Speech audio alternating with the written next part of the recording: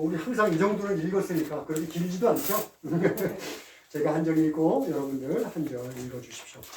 그때 아말렉이 와서 이스라엘과 르비딤에서 싸우니라.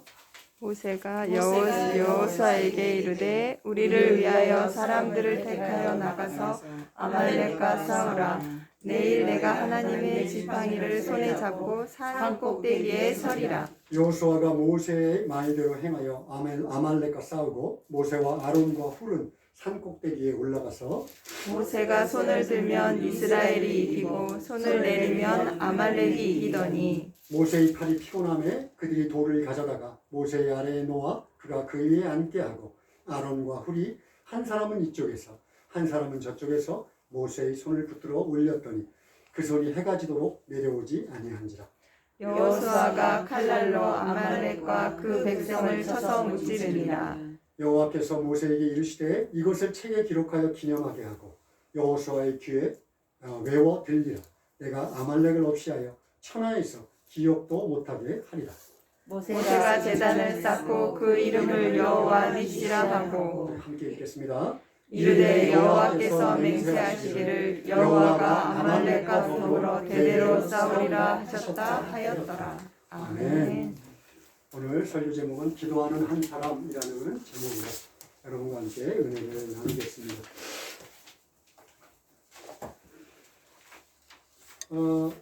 지난주 반석에서 막 그냥 넘치도록 솟아난 그 물, 강같이 흘렸던 물을 마시고 그 갈증, 타는 목마름을 해소했던 그 르비딤이라고 하는 곳에서 오늘은 우리가 본문을 보니까 아말렉이라고 하는 부족과 종족과 전쟁이 일어났다 이렇게 되어 있습니다.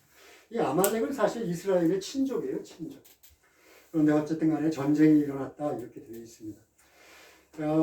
신명기 25장 18절을 보면 이제 아말렉이 그 이스라엘 백성이 지치고 힘드니까 그 후미에 아주 연약한 사람들이 낙오가 되어 있었던 것 같아요.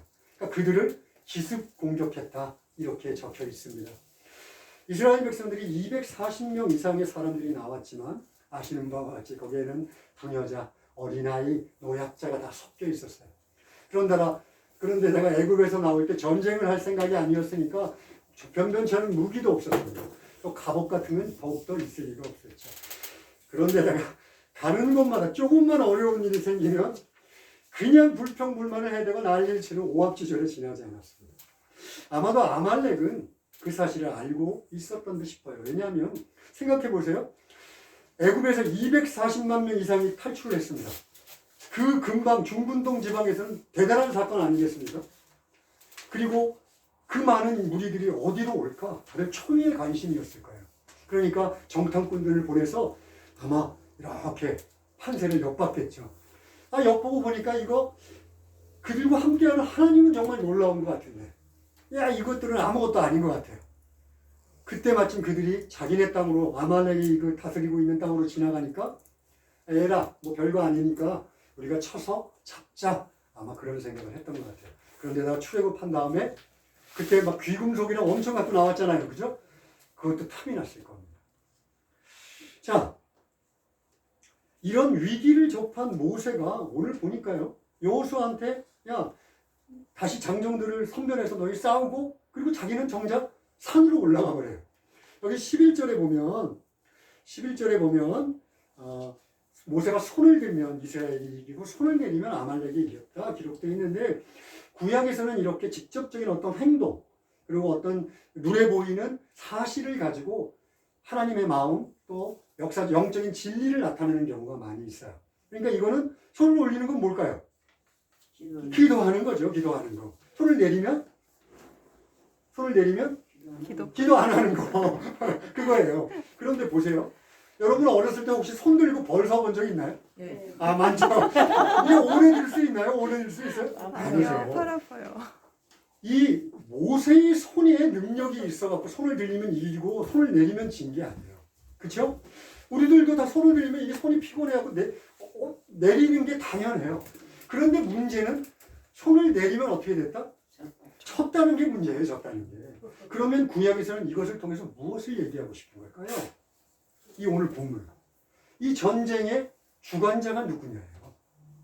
이 전쟁의 주인, 누구에 의해서 전쟁의 승패가 좌우되느냐. 즉 내가 모세가 기도하는 대상자인 하나님이 그 기도를 들으시면 이기게 하고 손을 내려서 기도 안 하면 지게 하는 아주 극적인 사건을 통해서 전쟁이 내게 속했어 라고 하나님은 우리들에게 말씀하고 계시는 거예요.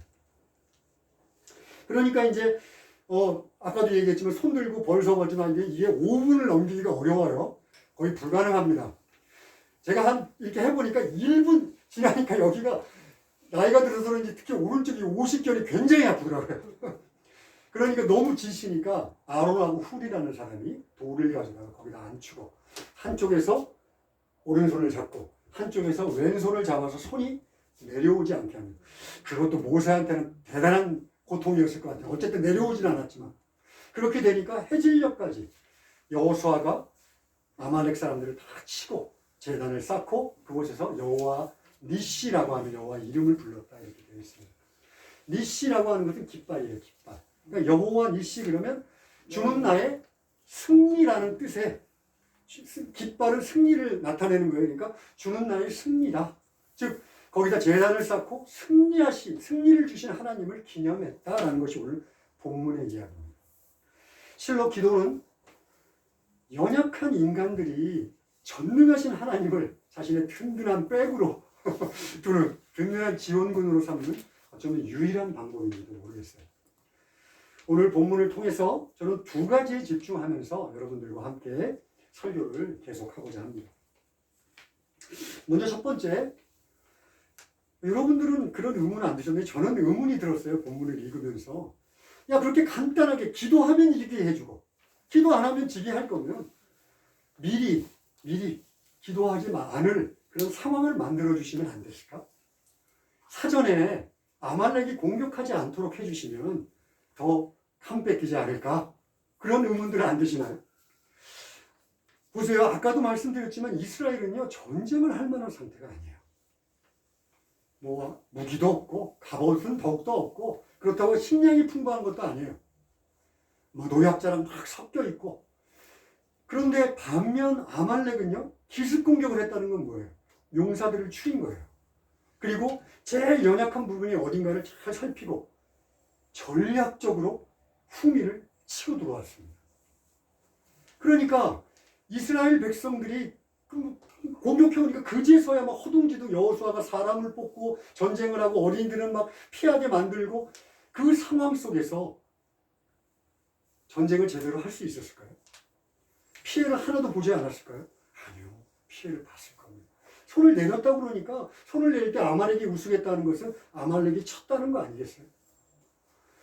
하나님이 그런 상황을 모르실 리 없을 텐데 그들의 기습 공격이 연약하고 나약한 이 이스라엘 백성들한테 얼마나 큰 해를 입힐지 분명히 아셨을 텐데 하나님은 허락하셨습니다. 왜일까요? 여러분 제가 거듭 말씀드리지만 이 세상은 아담의 범죄함 이후에 하나님이 지으신 보기에 좋다라는 세상은 그 흔적이 희미하게 남아있을 뿐입니다. 이 세상은 타락했고요. 이 세상의 모든 것들은 왜곡됐고요. 죄로 물들었습니다. 자연도 아담의 범죄함 이후에 인간들에게 대항하고 거스르기 시작했습니다. 일본에 자연재해가 많은 땅에 살고 있으니까 지진, 여기서 3.11 대지진 겪어보신 분들도 계시죠? 정말 공포스러웠다고 그래요. 지진, 또 태풍이 또 얼마나 많은 나라입니까? 지금 구마모토 쪽에는 엄청난 폭우로 사람들이 또 생명을 잃었어요. 그것뿐이 아니죠. 요즘 우리들이 왜 마스크 쓰고 있습니까? 코로나. 이 신가타, 이 코로나 위르스라고 하는 이 위르스 때문에 이것만이 아니에요. 스페인 독감, 그 전에 흑사병, 수많은 바이러스와 질병으로 수천만, 억 이상의 사람들이 질병으로 죽어나갔습니다. 여러분 거기를 또 괴롭히는 것들이 있어요. 자연재해를 더 심화시키는 것. 인간들의 욕심, 이기적인 욕망, 그것이 우리들을 더욱더 어렵게 만듭니다. 여러분, 황폐화시키는 개발, 착취하는 듯한 개발, 곳곳에 쌓여있는 쓰레기 더미들, 태평양에 제주도만한 섬이 플라스틱 더미로 쌓여있대요. 바다 생명들이 이유도 없이 죽어서 배를 갈라버리면 페트병과 플라스틱으로 범벅이 되어 있습니다. 인간들의 욕심, 자기들이 좀 잘 살겠다고 만들어낸 플라스틱들이 자연을 파괴합니다. 인간들의 관계는 어떻게 됐을까요? 관계. 뭐 말할 것도 없죠. 개인 간의 갈등, 막 서로 분노와 저주, 저주에 가까운 말들과. 그런데요, 개인적인 갈등만이 아니에요.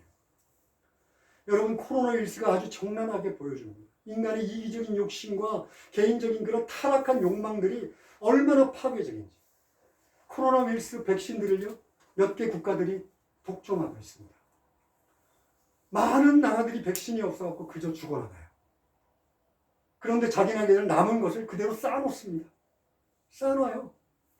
거기다가 코로나 걸린 나라들, 사람들은 죽어도 괜찮아. 저주합니다. 조롱합니다. 멸시합니다. 요즘 미국에서 계속 생기고 있는 아시아계 증오 범죄들. 인간들이 얼마나 타락하고 악해졌는지 알지 못해요. 이것들을 근데 하나님께서 허락하시는 데 문제가 있어요. 이 모든 것들을 바로잡으실 수 있는 유일하신 분인 하나님이 이 모든 상황들을 그냥 허락하십니다. 그리고 오래 참고 계세요. 우리들은 얘기합니다. 와, 세상이 어떻게 이렇게 불공평해? 어떻게 이렇게 잔인하고 타락했어? 이 세상이 빨리 결정이 돼서 딱 정리가 되고 깨끗해졌으면 좋겠어. 소리를 지르고 불평불만을 해냅니다. 그런데 생각해 보세요. 그 한복판에 저와 여러분들이 서 있습니다. 저와 여러분들의 타락한 죄성들이 그곳에 있습니다. 조그만 죄라도 용납하지 않는 하나님께서 만약 우리들에게 이 세상을 깨끗이 정리하겠다고 마음을 먹었다면 이 세상이 미리 그 전에 없어졌을 뿐 아니라 지금 이때 가장 먼저 심판받아야 될 사람이 저와 여러분입니다. 하나님이 왜 참으시는지는 너무나 당연합니다. 긍휼히 여기시는 거예요. 긍휼히. 이 세상의 모든 죄악들을 하나하나 남겨놓고 인간들만 살려줄 수 있는 방법이 없어요. 하나님은 죄 그 자체를 미워하니까 인간이 죄를 짓고 있는 이상 하나님은 그 인간들을 용서하실 수 있는 방법이 없습니다. 하나님은 이 세상에 단 한 사람도 멸망하기를 원하지 않으세요. 이것이 하나님의 긍휼하심입니다. 이 긍휼하심만이 이 타락한 세상 우리들이 다 겪고 있잖아요.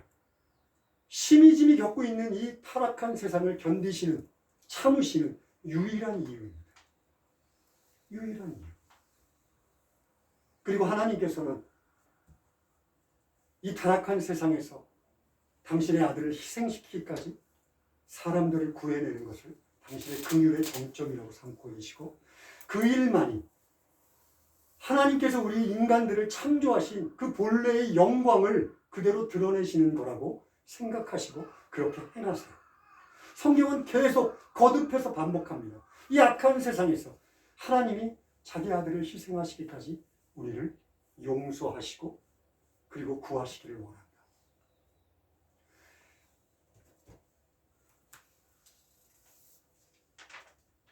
그런데요, 거기서 멈추면 하나님의 긍휼, 또 하나님의 영광, 그건 완성됐다고 보기 어려울 것 같아요.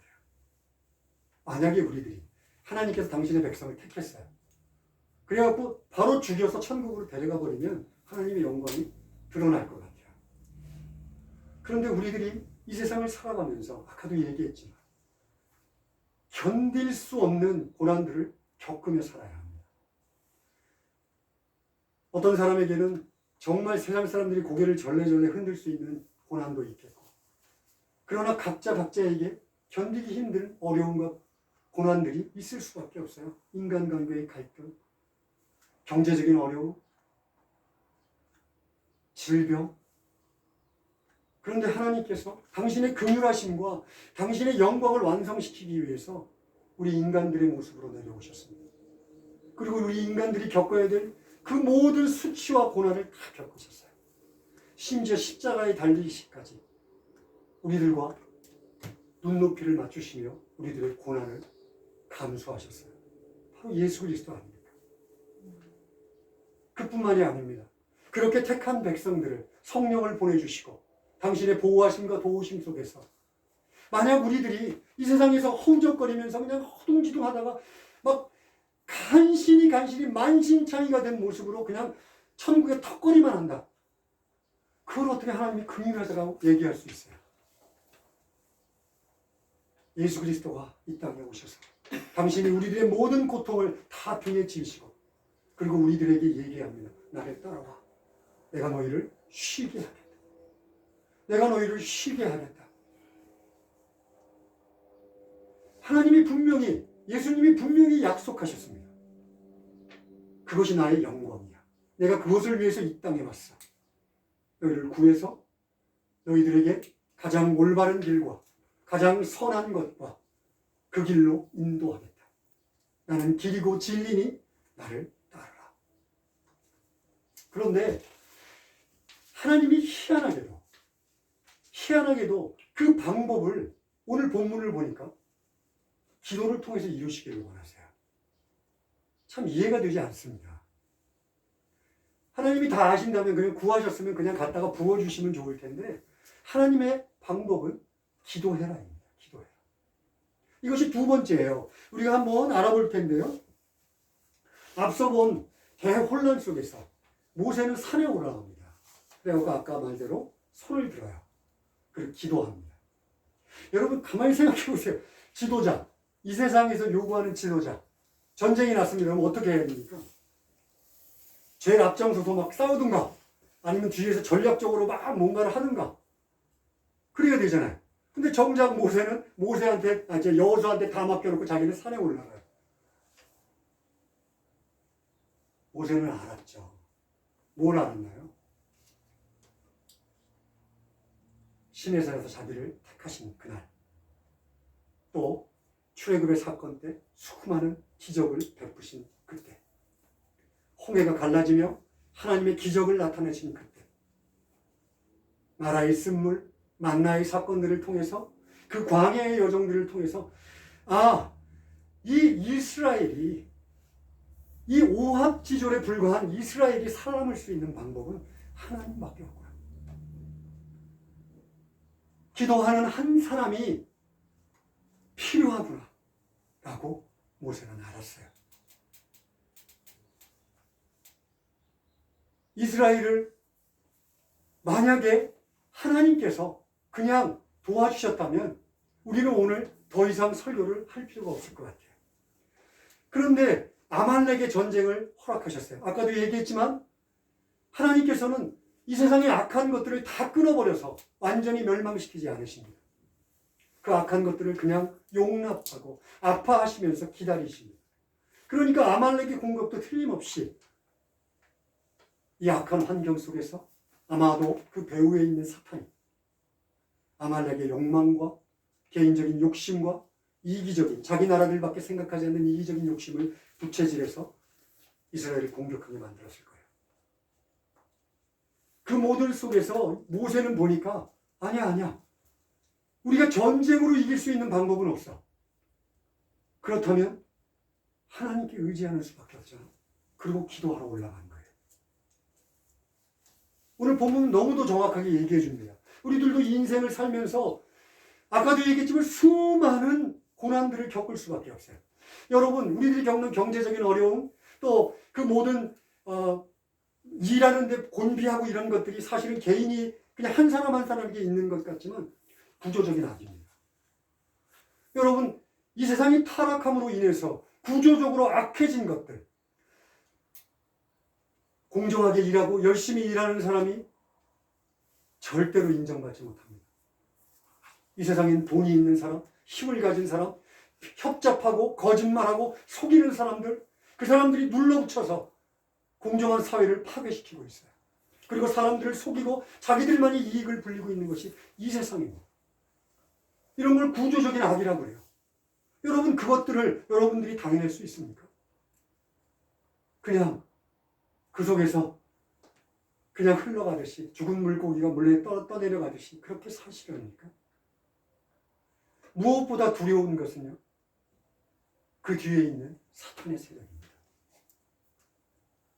여러분, 우리는 눈에 보이지 않으니까 영적인 전쟁에 대해서 무시합니다. 뭐 영적인 거 뭐가 있겠어. 그러나 사탄의 공격은요, 지금 이 시대에도 눈을 부릅뜨고 마치 으르렁거리는 사자처럼 우리를 공격해 옵니다. 예수 믿은 사람만이 아니에요. 예수 믿고 구원받은 사람들한테만 공격하는 게 아니에요. 사탄은 자기 손에 쥐어있는 이 세상의 권력을 가지고 이 세상의 것들을 자기 마음대로 조종하면서 결국 자기가 겪어야 될 파멸의 길, 그 파멸의 길로 우리를 끌어갑니다. 아까도 얘기했지만 세상은 죄로 인해 타락했어요. 그런데 그 타락한 세상을 더욱더 악하게 만들어내는 것, 그것이 바로 사탄이 인간의 욕심을 부채질함으로 생기는 일이에요. 여러분, 이때 우리는 무엇을 선택해야 합니까? 오늘 본문은 너무나 확실하게 얘기하잖아요. 산에 올라가. 산에 올라가. 올라가서 기도해라. 그렇다면 여러분, 오늘 본문이 얘기하는 산은 여러분들에게 어디입니까? 어디가 여러분들의 산인가요? 교회? 그래요. 자기의 사무실일 수도 있고, 자기의 가정일 수도 있고, 골방일 수도 있고, 자기가 좋아하는 어떤 장소일 수 있어요. 그러나 오늘 본문은 얘기합니다. 너의 산은 기도하는 동역자가 있는 곳이다 라고 얘기합니다. 여러분, 이 세상을 살아가면서 기도라고 하는 것은 극히 개인적인 일이에요. 그렇죠? 하나님과 나와의 관계니까. 그런데 동시에 공동체의 일입니다. 내 손이 무거워져서 내려올 때 내 손을 잡아줄 기도의 동역자. 나와 함께 같은 마음을 품고 나의 어려움과 이 세상의 구조적인 악들과 이 영적인 싸움들을 이길 수 있도록 기도로 도와주는 자. 그런 사람들이 있는 곳이 여러분들의 산입니다. 여러분, 신앙생활은요, 극히 개인적이에요. 내가 잘못한다고 이 교회의 모든 사람들이 다 망하지 않습니다. 극히 개인적입니다. 그러나 동시에 공동체적입니다. 에셀교회의 한 사람이 망가지고 무너지면 그 사람을 통해서 같은 공동체가 무너집니다. 한 사람이 남을 미워하고 손가락질하고 드자비질을 하면 그 교회가 망가집니다. 교회는 신앙생활은 극히 개인적이지만 또한 극히 공동체적이에요. 왜냐하면 예수 그리스도가 그렇게 교회를 만드셨기 때문에 그래요. 예수 그리스도는 당신의 12제자를 통해서 공동체를 만드셨어요. 그리고 공동체가 기도하도록 만들었습니다.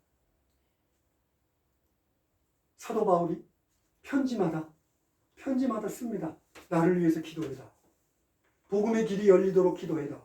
내가 두려워하지 않고 복음을 담대히 증거할 수 있도록 기도해라.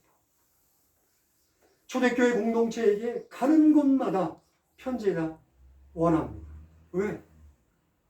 공동체의 기도를 통해서 내가 하나님의 능력을 경험하고 하나님의 사람으로 거듭날 수 있다는 것을, 그 일을 감당할 수 있다는 것을 사도 바울만큼 확실하게 알았던 사람은 없었던 것 같아요. 여러분, 우리도 열심히 기도하지 않습니까? 새벽 예배 얼마 전에 했어요. 그죠? 또 매번 모여서 같이 손잡고 기도 제목 나누고 기도합니다. 이 세상에 가면요, 한국에 가면 철야 예배라는 것이 있어요. 금요일에 밤을 새면서 기도합니다. 물론 꼬박 새는 건 아니더라고요. 제가 몇 번 해보니까. 자, 새벽에 우리는 5시 반에 딱 오면 사람들도 없으니까 그냥 좋죠. 한국의 새벽 예배는 5시 반부터 새벽 예배도 합니다. 그러면 2시 반부터 줄 섭니다.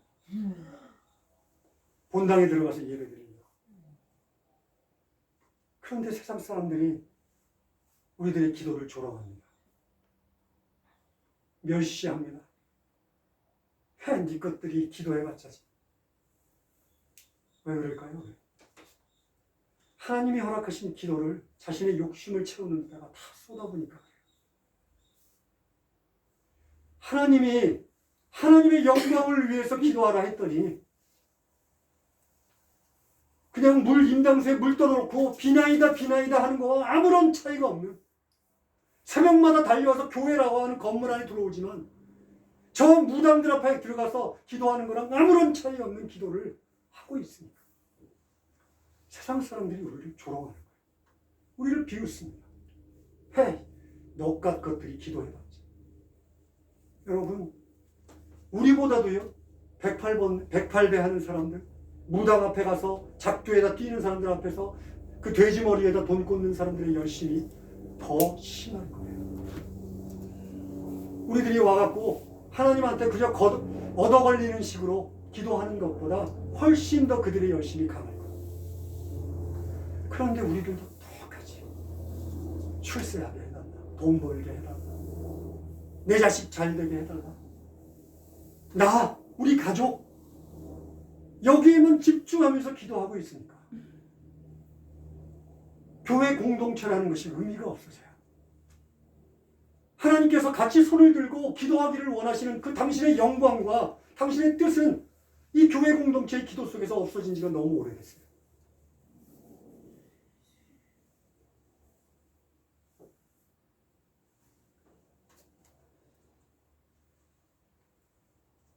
하나님은 너무나도 분명하게 우리에게 얘기합니다. 기도해라. 기도해. 그런데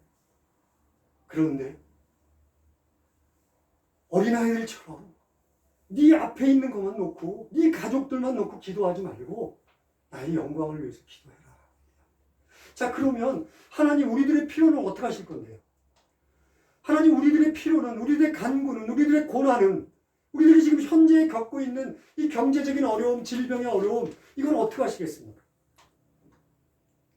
하나님이 만약에 당신께서 해결해 주시지 않으면 이 세상을 살아가는 우리들에게 하나님을 믿고 쫓는다는 것이 어떤 의미가 있습니까?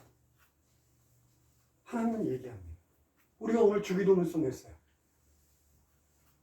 하늘에 계신 우리 아버지여, 이름이 거룩히 여기심을 받으시며 나라의 임하옵시며 뜻이 하늘에서 이루는 것 같이 땅에서 이루어지소서. 그 다음에 얘기합니다. 일용할 양식을 달라.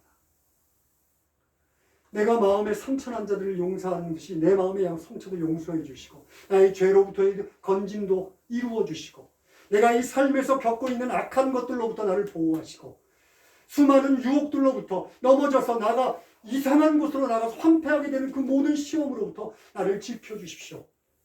기도하면 들어주시겠다는 거예요. 그런데 먼저 네가 그의 나라와 그의 의를 구해라라는 거예요. 특별히 교회 공동체에서 요구하는 것은 바로 그거 아닙니까? 우리를 교회 공동체로 묶어주시고 너희가 교회 공동체에서 기도해라 라고 우리들에게 명령하신 이유는 그저 네 앞에 있는 것만 바라보지 말고 내가 모든 것을 채울 테니까 눈을 들어서 나를 보고 나의 뜻에 집중해라. 그것이 하나님의 뜻 아닌가요? 이것을 마태복음 6장 33절에서 예수님은 이렇게 얘기합니다. 우리 한번 같이 읽겠습니다. 시작. 먼저 그의 나라와 그의 의를 구하라. 그리하면 이 모든 것을 너희에게 더하시리라. 이것이 주기도문에서 얘기하시는 하나님의 뜻을 또 다르게 하나님이 가르쳐 주신 거예요. 그의 나라와 그의 의를 구하는 것이 뭘까요? 뭐 대단한 일 같습니까? 먼저 기도해라 이거예요. 네 삶을 시작할 때 네 삶에 정말 중요한 가치가 있는데 그 가치를 무엇인지 깨닫고 기도해라. 얻고자 해라. 그의 나라와 그의 의를 구하는 것은 우리들의 힘으로 되는 게 아니에요. 우리가 기도할 때 우리를 도우시는 하나님에 의해서 그의 나라와 그의 의를 구할 수 있는 거예요. 우리가 그 일들을 놓고 기도할 때 너의 필요를 다 채우겠다는 얘기예요. 하나님이요, 예수 처음 믿으면 정말 말도 안 되는 기도의 제목까지 다 응답하십니다. 경험해 보셨을 거예요. 야, 내가 이런 거 기도해도 되나? 근데 기도에 응답해 주세요. 그런데 거기에 맛이 빠져서 계속 반복해서 그런 기도만 드리면 곧 기도의 능력이 상실되고 막. 자기가 기도 안 되니까 야, 저 사람 용하대. 그럼 그 사람한테 기도 부탁합니다. 왜? 자기는 기도해도 안 들어주거든. 그러면 그 용한 사람은 그 기도하면 용해지든가요?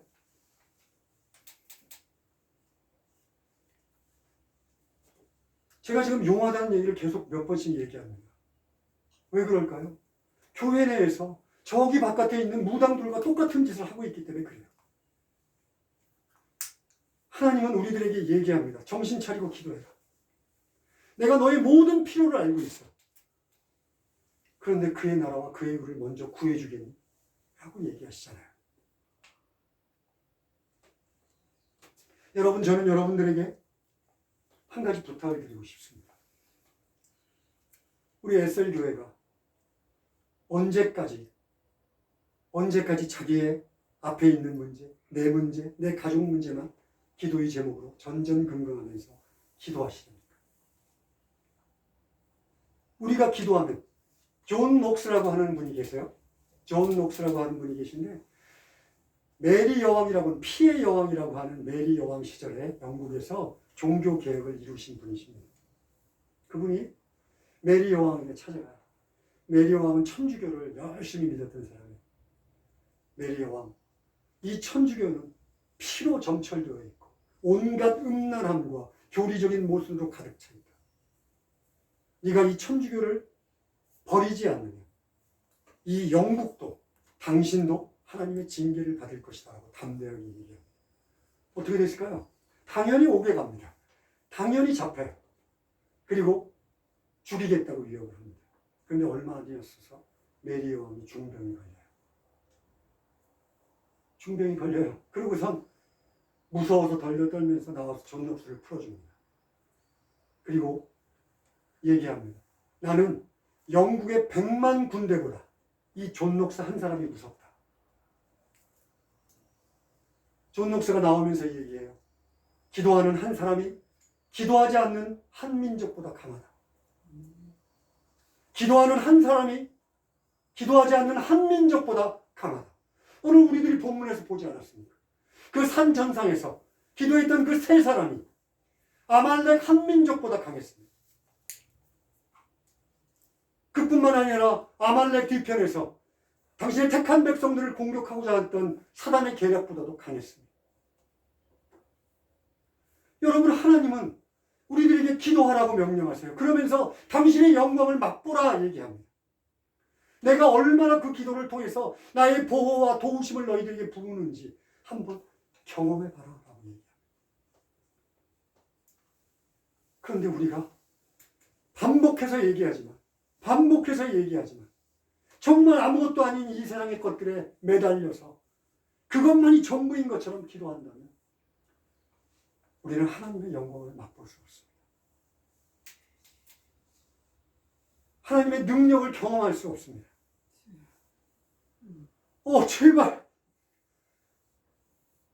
제발 기도하십시오. 하나님의 영광을 위해서 기도해야 합니다. 여러분, 이 세상을 살아가면서 세상 사람들처럼 이리 쳐이고 저리 치이고 아무것도 아닌 인생처럼 그렇게 살면서 예수 믿는다고 얘기할 수 있습니까?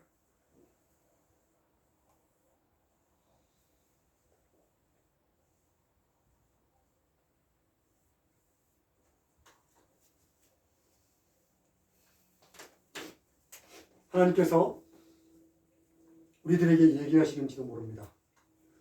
여러분, 이 설교자의 얘기라고 듣지 마시고 하나님이 하시는 음성이라고 들어주시면 감사합니다. 너희들이 기도해라. SL교회에 모여서 나의 영광을 위해서 기도해라.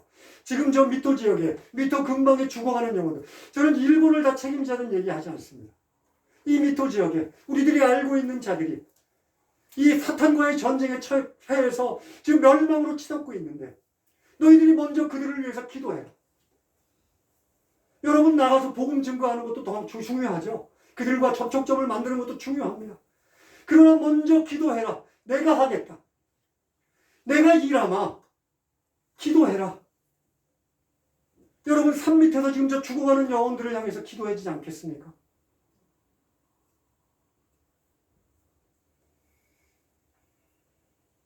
그것만큼 하나님의 영광을 온전하게 드러낼 수 있는 방법은 없습니다. 아멘.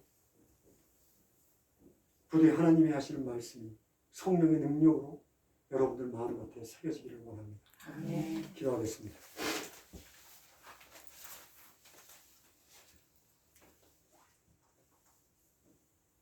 하나님 아버지, 예수 믿고 성령의 사람이 되어서 하나님의 자녀가 되었습니다.